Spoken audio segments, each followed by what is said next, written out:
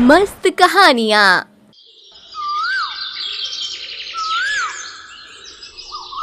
हम्म पता नहीं इस खेत में कब अच्छी फसल आएगी। जितनी बार भी कोशिश कर लूं पर फसल सूख ही जाती है।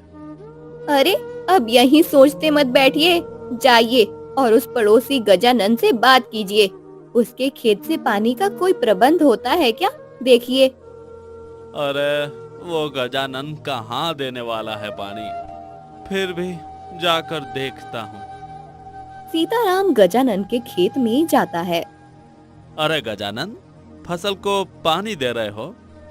हाँ, धूप बढ़ गई है ना। इस समय खेत में 2 बार पानी देना जरूरी है। हाँ, तुम्हारी बात भी सही है। अच्छा है, तुम तो 2 बार फसल को पानी दे रहे हो और मेरे पास 1 बार देने के लिए भी पानी नहीं है। तुम अगर अपने कुएं से पानी दे दो तो। अरे मैं कैसे दे सकता? अभी मेरे कुएं में भी इतना पानी नहीं बचा है। मैं ही विचार कर रहा हूँ कि आगे अपने खेत के लिए पानी का प्रबंध कैसे करूँ। सीताराम अपने खेत में वापस आता है। फिर उसने ना कहा ना पानी के लिए। जी, मुझे तो लगता है कि अब हमें अपने खेत में ही कुआं खोद लेना चाहिए। हमारे ही खेत में कुआं होगा तो हमें कभी पानी की कोई दिक्कत नहीं होगी। हाँ, पर कुआं खोदने के लिए कितना धन लगता है और इतना धन कहाँ है हमारे पास। हम तो 2 समय की रोटी जैसे तैसे खा पा रहे हैं। हाँ, पर कुछ न कुछ तो करना ही पड़ेगा अब। आप एक काम कीजिए, आप साहूकार से जाकर मिलिए, उनसे कुछ कर्जा ले लीजिए।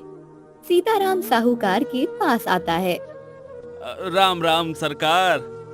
बोलो सीताराम, क्या काम है? सरकार, थोड़ा कर्जा चाहिए था। खेत में कुआं बनवाना है। क्या? अब खेत में कुआं बनवाना है? तुम्हारा तो पिछला कर्जा भी तुमने नहीं चुकाया है अभी तक। हाँ सरकार, 1 बार कुआं बनवा लूं, फिर फसल को पानी मिलता रहेगा और फसल अच्छी आएगी तो मैं आपका सारा कर्जा एक साथ उतार दूंगा। ठीक है, अगर ऐसी बात है तो दे देता हूँ तुम्हें कर्जा। सीताराम साहूकार से कर्जा लेता है और मजदूरों को बुलाकर कुआं बनाने के काम पर लग जाता है। 2 दिनों के बाद कुआं बनकर तैयार हो जाता है। शाम के समय कुएं का काम पूरा खत्म हो जाता है। सीताराम और मीरा देखते हैं कि कुआं पानी से पूरा भर गया है। अरे वाह, ये कुआं तो पूरा भरा हुआ है। देखिए, मैंने कहा था ना। अब देखिए हमारी फसल भी कैसे लहराने लगेगी। हाँ, हम कल सुबह खेत में पानी देने के लिए आते हैं। सीताराम और मीरा खुश होकर अपने घर चले आते हैं। दोनों इतने खुश होते हैं, उन्हें अब पानी की कोई चिंता नहीं होती। दोनों सो जाते हैं। अगली सुबह दोनों जल्दी उठकर अपने खेत में आते हैं। जैसे ही कुएं के पास आते हैं, वो देखते हैं कि कल जहां पानी से लबालब भरा हुआ कुआं था, आज उस जगह पर मिट्टी के सिवा और कुछ नहीं होता। अरे ये क्या, कुआं कहाँ गया? हाँ, मैं भी वही देख रही हूँ। कल पानी से भरा हुआ कुआं आज कहीं गायब हो गया है। क्या हो रहा है ये? अरे इतनी मेहनत से वो कुआं हमने बनवाया था, कहाँ चला गया? जमीन निकल गई या आसमान खा गया हमारे कुएं को? वही तो कुछ समझ नहीं आ रहा है। वो कोई मनुष्य या प्राणी नहीं है कि ऐसे लुप्त हो जाए। अरे मैंने साहूकार से कर्जा लिया है। अब अगर कुआं ही नहीं होगा तो फसल कैसे आएगी, और फसल नहीं आएगी तो साहूकार का कर्जा कैसे चुकाऊंगा? सीताराम अपनी सर को हाथ लगाकर नीचे बैठ जाता है। मीरा भी हताश हो जाती है। दोनों को समझ नहीं आ रहा था कि आखिर उनका कुआं ऐसे लुप्त कहाँ हो सकता है। कुछ देर के बाद, सुनिए, आप महाराज से जाकर मिलिए। अरे महाराज के पास जाकर क्या करूंगा? महाराज के पास जाकर उन्हें बताइए कि किसी ने हमारे कुएं को चोरी कर ली है। क्या कुएं की चोरी हुई है? हाँ, अब हमने इतनी मेहनत और खर्चा करके बनाया हुआ कुआं अब उसकी जगह पर नहीं है। इसका अर्थ यही है ना कि उसकी चोरी हुई है। आप जल्दी जाइए। अरे कुआं चोरी हो गया है, ये सुनकर लोग मेरा मजाक उड़ाएंगे। पूरा गांव हंसेगा मुझ पर। महाराज को भी मेरी बात पर विश्वास नहीं होगा। वो सब मैं जानती हूँ, पर अभी महाराज ही हमारी सहायता कर सकते हैं। मीरा की बात सुनकर सीताराम महाराज आत्मानंद के राजसभा में आता है। महाराज की जय हो। बताओ, क्या समस्या है तुम्हारी? महाराज, मेरा कुआं चोरी हो गया है। क्या चोरी हुआ है? और वो भी कुआं?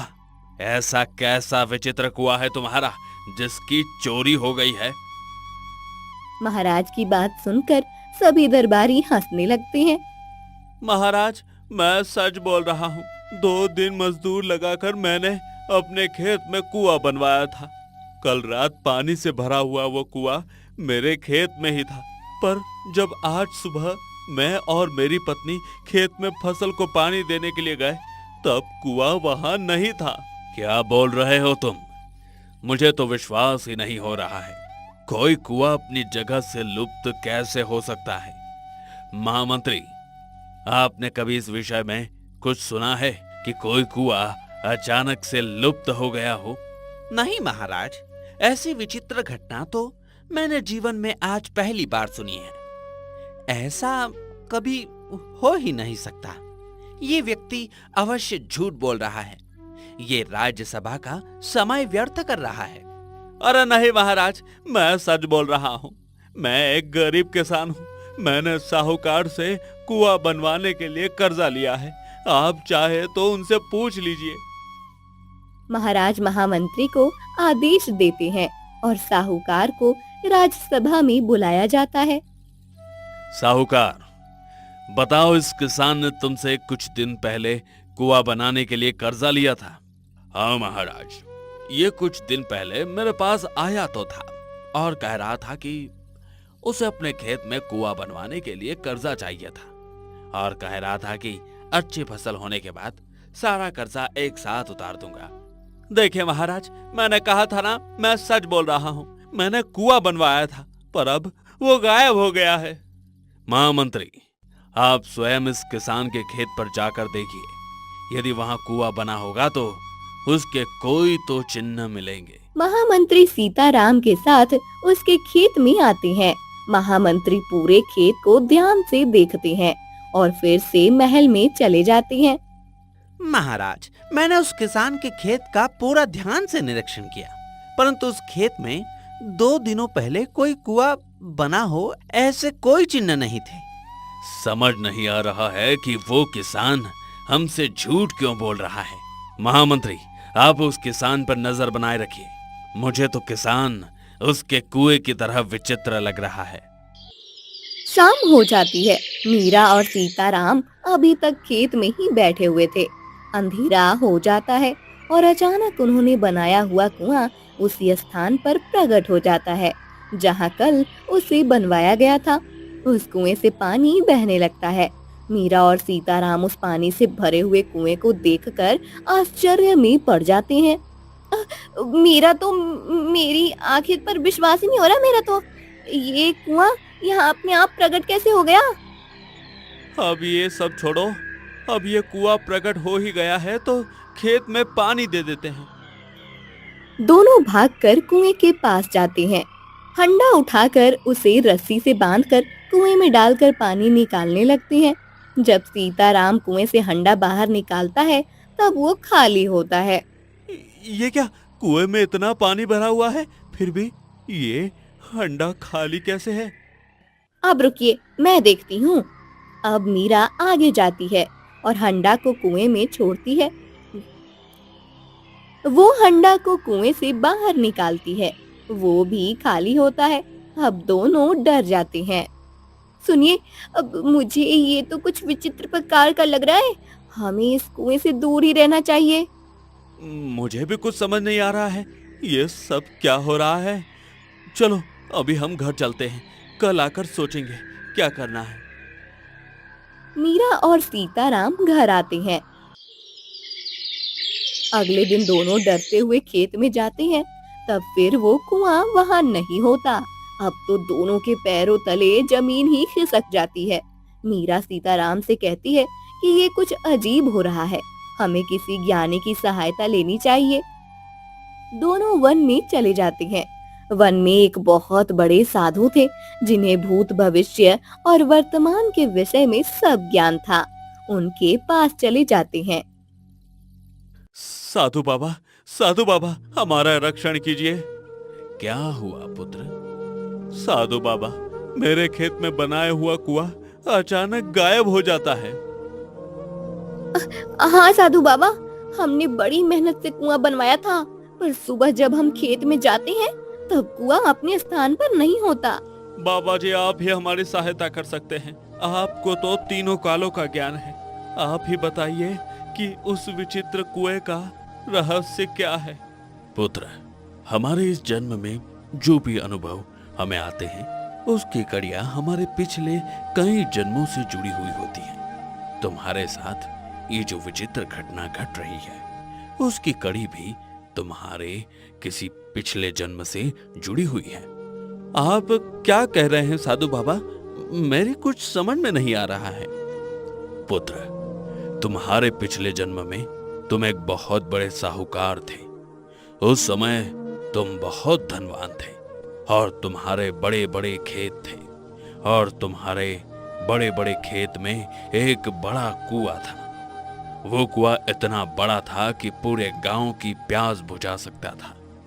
उस कुएं का पानी कभी खत्म नहीं होता था। एक बार गांव में अकाल पड़ा था और एक दिन साहूकार जी, गांव में अकाल पड़ा है। आपके खेत के कुएं में इतना पानी है, अगर आप कहें तो मैं थोड़ा पानी अपने घर ले जाऊं।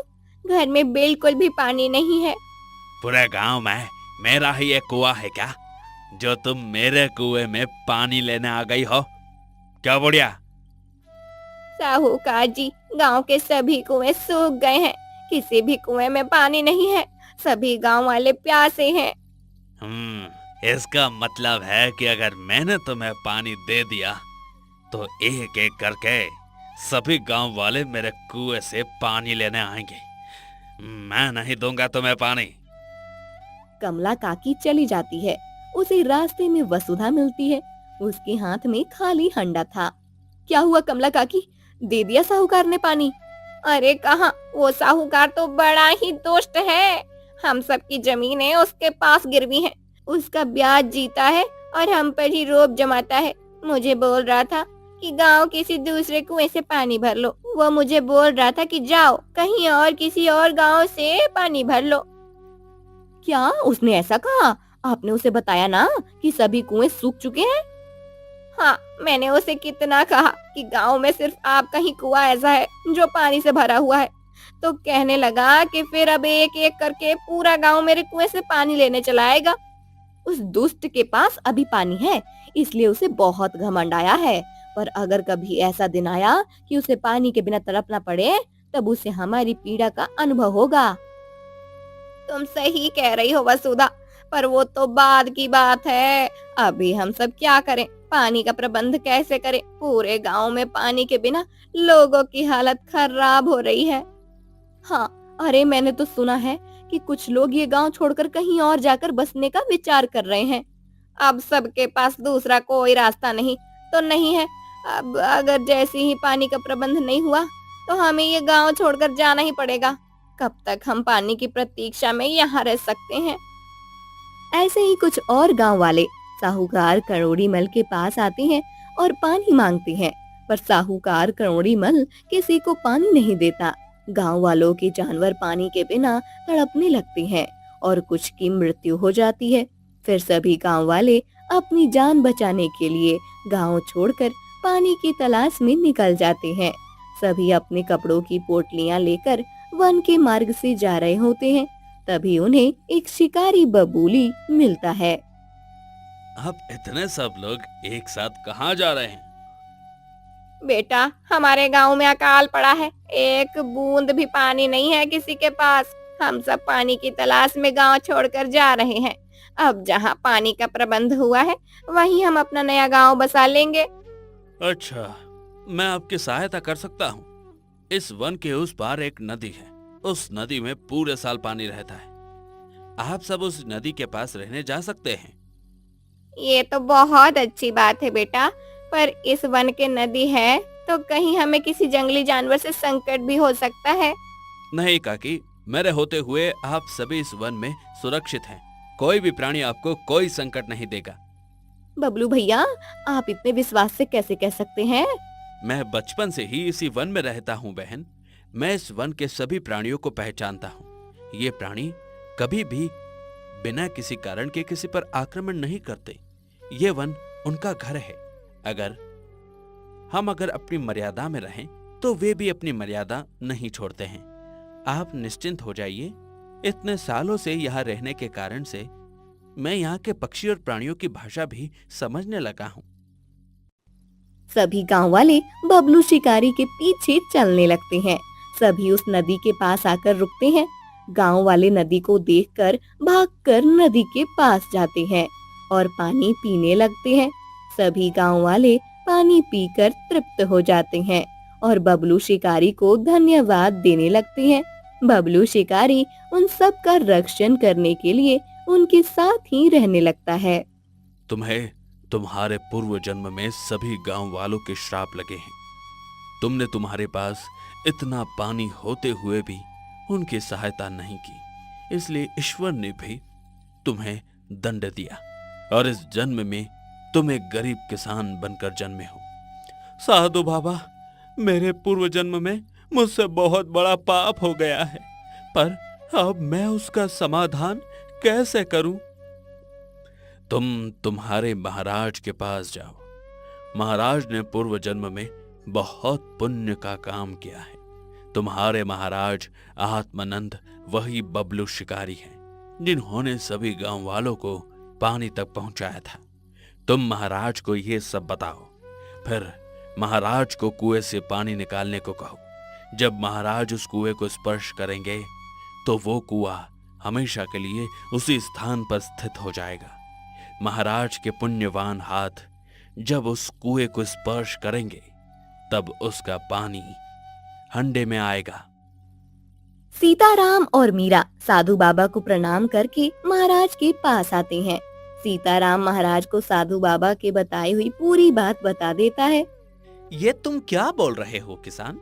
तुम अब महाराज को तुम्हारे कुएं का पानी निकालने को कह रहे हो? नहीं मंत्री जी, मैंने नहीं, साधु बाबा ने कहा है। आप चाहे तो साधु बाबा को भी बुला लीजिए। महामंत्री जी, साधु बाबा ने यदि ऐसा कहा तो हमें उनके आदेश का पालन करना चाहिए। चलिए। सभी सीताराम के खेत में आते हैं। महामंत्री साधु बाबा को भी लेकर आते हैं। महाराज आत्मानंद के खेत में आते ही वो कुआं वहां फिर से प्रकट हो जाता है। महाराज उस कुएं के पास जाकर उसे स्पर्श करते हैं और कुएं में हंडा डालते हैं। जब महाराज हंडा को बाहर निकालते हैं तब वो पानी से भरी हुई होती है। अरे ये तो चमत्कार हो गया साधु बाबा, हंडा पूरा भर गया है। जो हंडा मेरी और मेरी पत्नी ने कुएं से निकाला तब खाली था, उसमें एक बूंद भी पानी नहीं था। मैंने तुमसे कहा था पुत्र कि तुम्हारे महाराज के हाथ पुण्यवान है। अब इस कुएं का पानी कभी खत्म नहीं होगा। महाराज, आप सबसे पहले सभी गांव वालों को ये पानी दे दीजिए। सीताराम, जब हर एक गांव वाला पानी भर ले उसके बाद तुम अपने लिए पानी ले सकते हो। महाराज आत्मानंद एक एक हंडा पानी सभी गांव वालों को देते हैं। उसके बाद महाराज एक हंडा पानी सीताराम की फसल पर डालते हैं। फिर सीताराम कुएं में हंडा छोड़ता है और इस बार वो पानी से भरा हुआ होता है। सीताराम को बहुत खुशी होती है।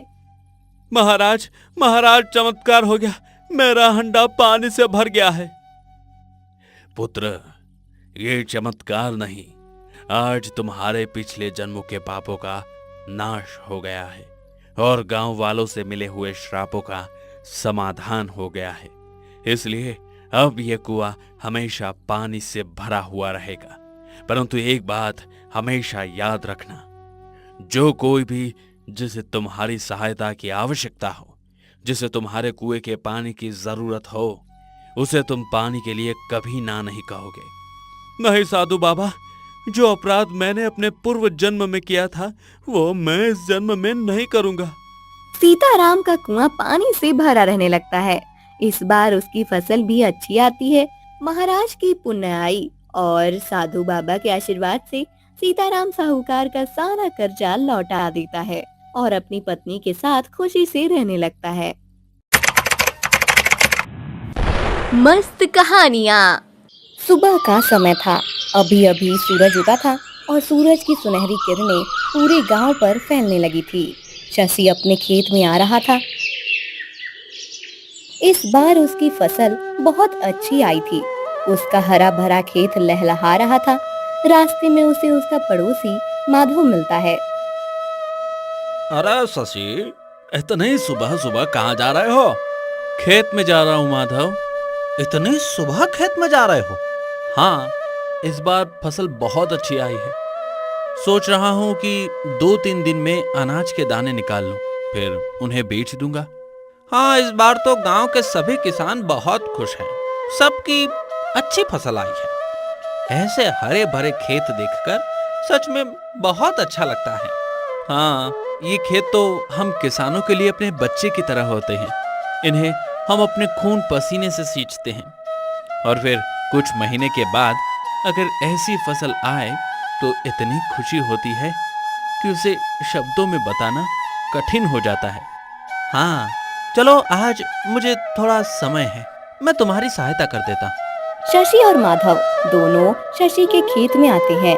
शशि सामने देखता है और उसका प्रसन्न चेहरा एकदम उतर जाता है। अरे अरे ये क्या है सब? हे भगवान, ये सब क्या हो गया?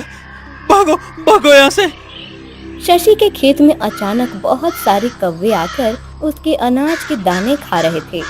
इतने सारे कौवे अगर अनाज खा लेते तो पूरी फसल का नाश हो जाता। माधव और दोनों मिलकर उन कौवों को लाठी काठी से भगाने लगते हैं।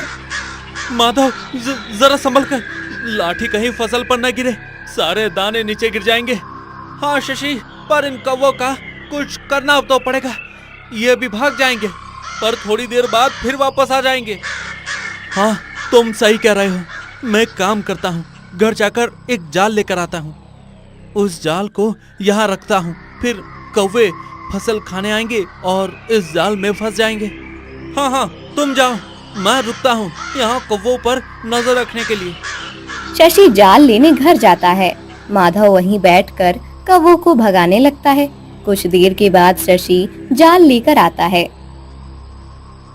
और खेत में बिछा देता है।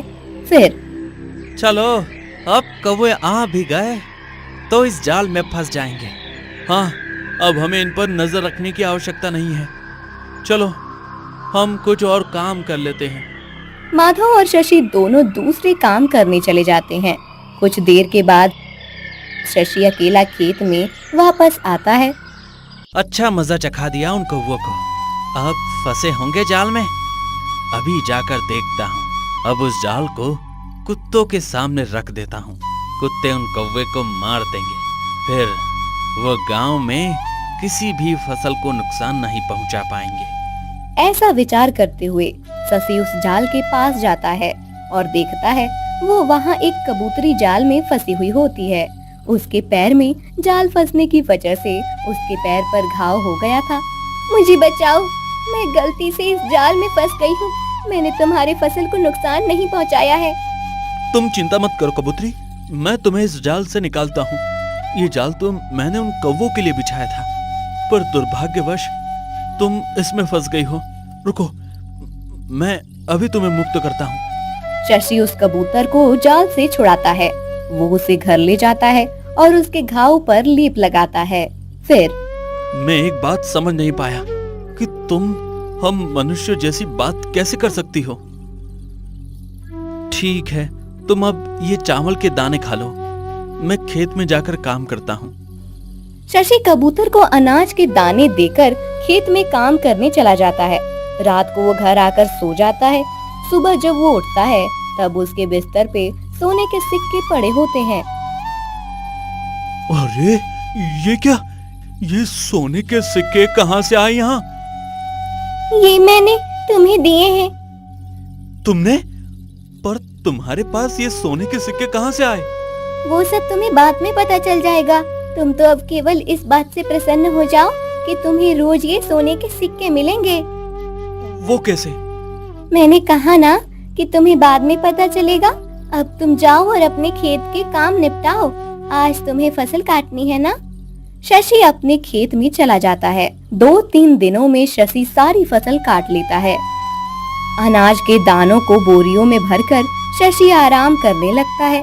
कुछ देर के बाद माधव बैलगाड़ी लेकर आता है।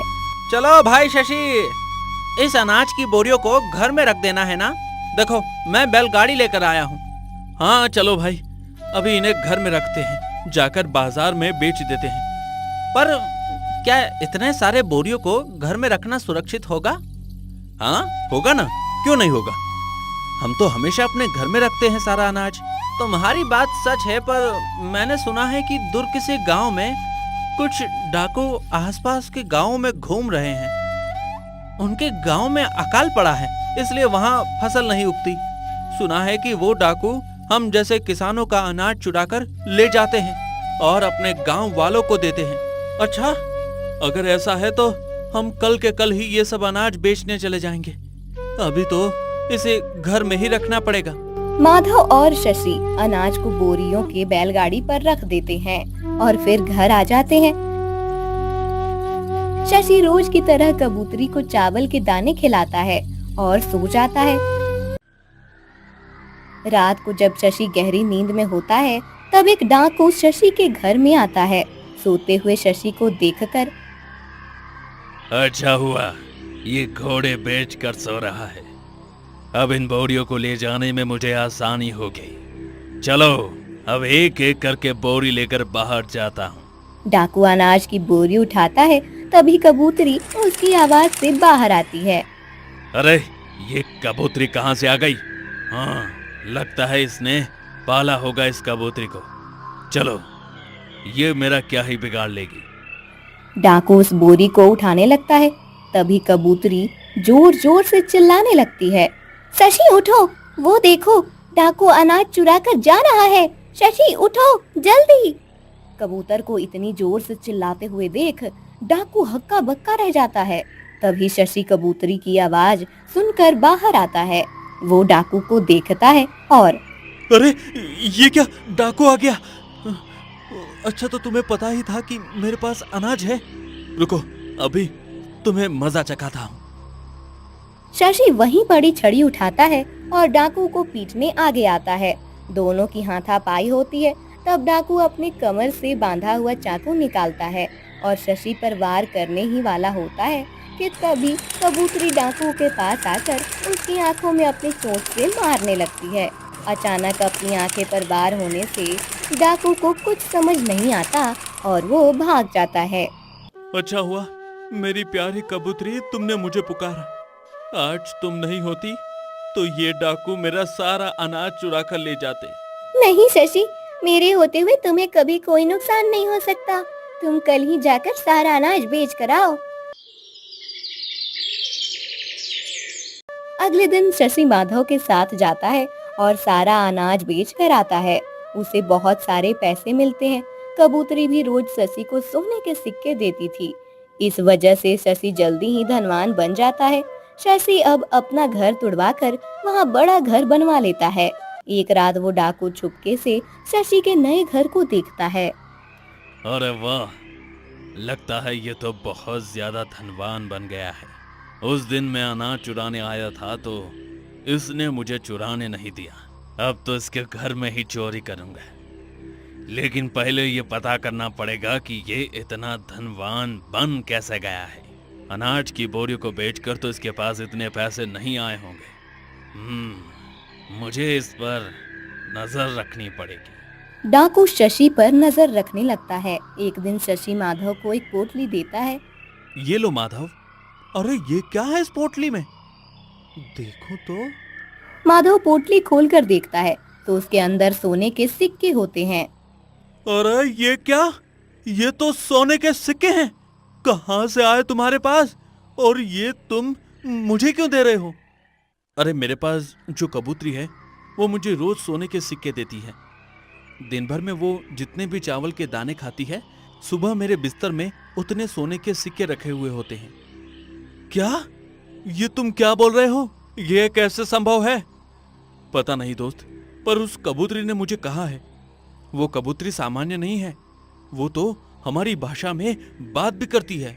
ऐसी रहस्यमय कबूतरी तो मैंने पहले कभी न सुनी। पर तुम ये सिक्के मुझे क्यों दे रहे हो? तुमने आज तक मेरी बहुत सहायता की है।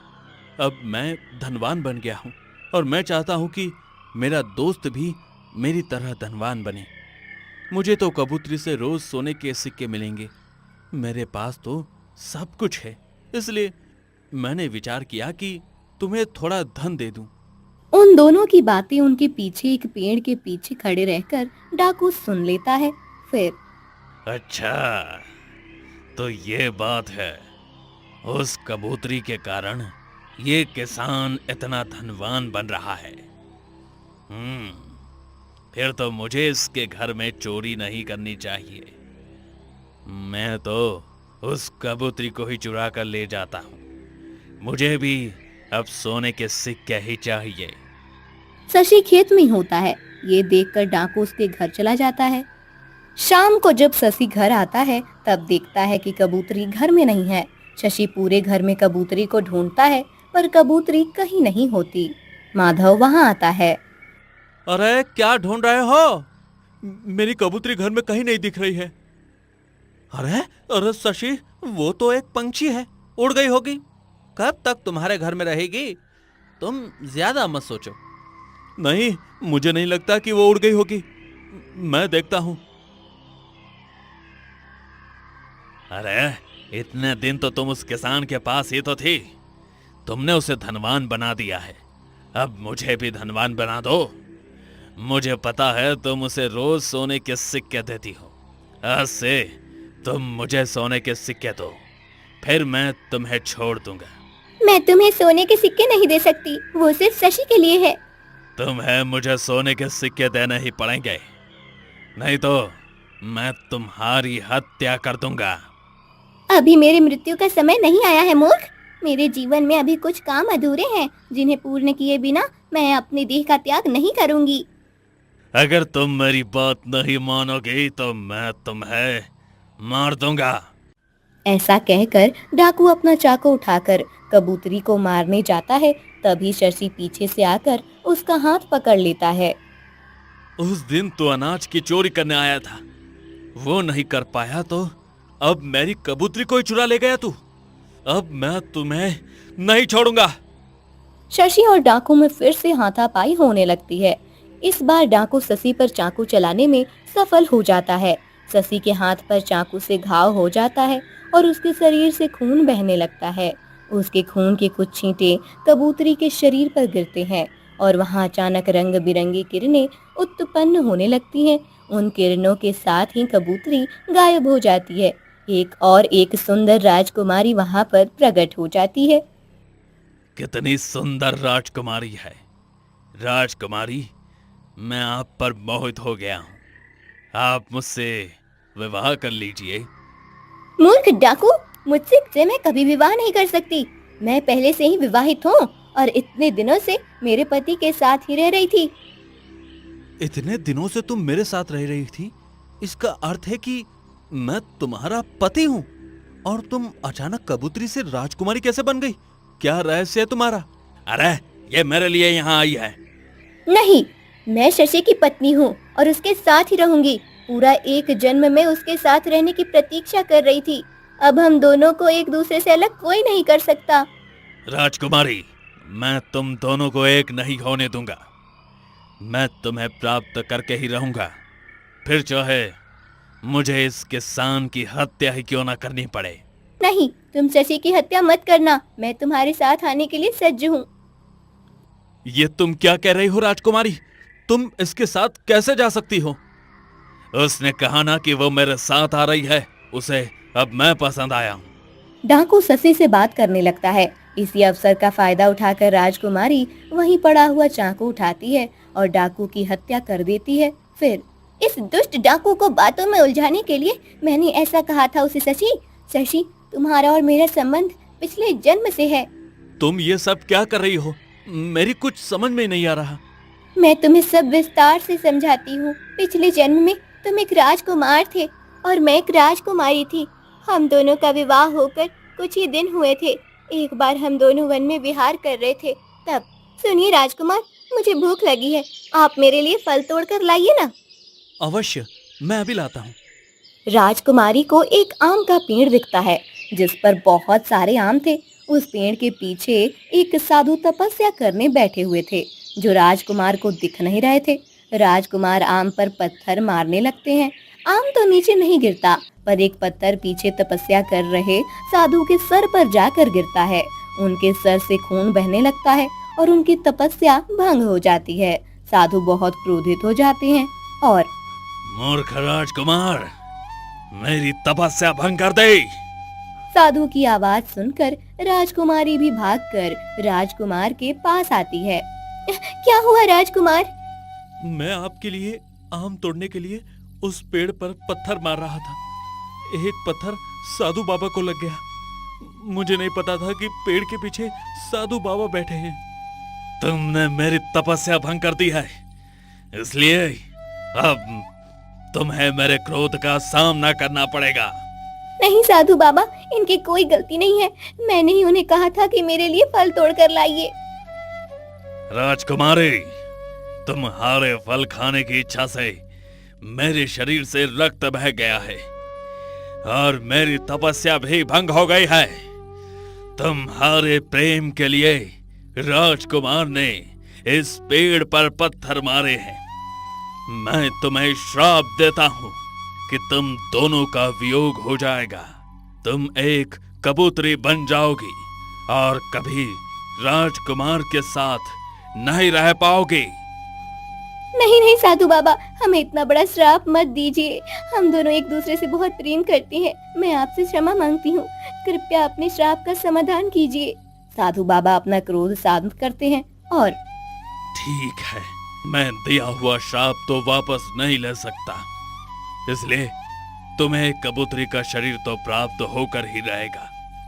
राजकुमार अपने अगले जन्म में एक सामान्य किसान के रूप में जन्म लेंगे और तभी तुम उनसे मिल पाओगी। जब उनके रक्त के छींटे तुम्हारे शरीर पर गिरेंगे तब तुम अपने असली रूप में आ जाओगी।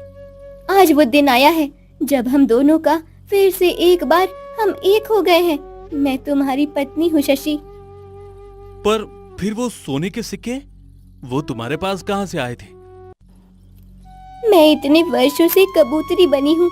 पूरा एक जन्म बीत गया है। इतनी वर्षों की मेरी कबूतरी बने रहने की इस तपस्या से मुझ में कुछ शक्तियाँ एकत्रित हो गई थी। मैंने जब तुम्हें खेत में काम करते देखा था तब मुझे बहुत दुख हुआ। पिछले जन्म का राजकुमार इस तरह से खेत में खून पसीना बहा रहा है, यह देखकर मैंने अपनी तपस्या के फल से वो सिक्के उत्पन्न किए और तुम्हें दे दिए ताकि तुम सुखपूर्वक जीवन व्यतीत कर सको। तुम्हें मिलने के बाद इतने दिनों तक मैं इसी दिन की प्रतीक्षा कर रही थी कि कब वास्तव रूप में आऊं और तुमसे मिल पाऊं। तुम ये सब सच बोल रही हो? मतलब ऐसा भी हो सकता है? इस बात पर मुझे विश्वास नहीं हो रहा है और मुझे ये सब स्मरण भी नहीं है। हाँ, इस बात पर विश्वास करना आसान नहीं है, परंतु मैं सब सत्य बोल रही हूँ। साधु बाबा के श्राप के कारण तुम्हें कुछ स्मरण नहीं है। तुम मेरे साथ चलो। जिस स्थान पर हमें वो श्राप मिला था उस स्थान पर जाने के बाद ही तुम्हें सब स्मरण होगा। साधु बाबा अभी तक वहीं हैं, वो तुम्हें सब स्मरण करा देंगे। राजकुमारी शशि को लेकर उस पेड़ के पास आती है। वहाँ उन्हें साधु बाबा मिलते हैं। राजकुमारी साधु बाबा को बताती है कि शशि को सत्य से अवगत कराएं। शशि, राजकुमारी सत्य बोल रही है। यदि फिर भी तुम्हें विश्वास नहीं है तो मेरी आंखों में देखो। मेरे आंखों में तुम्हें वो प्रसंग दिखाई देगा जो तुम्हारे पिछले जन्म में घटित हुआ था। शशि साधु बाबा की आंखों में देखने लगता है। साधु बाबा की आंखों से शशि के पिछले जन्म की सारी बातें वैसे ही दिखती हैं जैसे उस राजकुमारी ने बताई थी।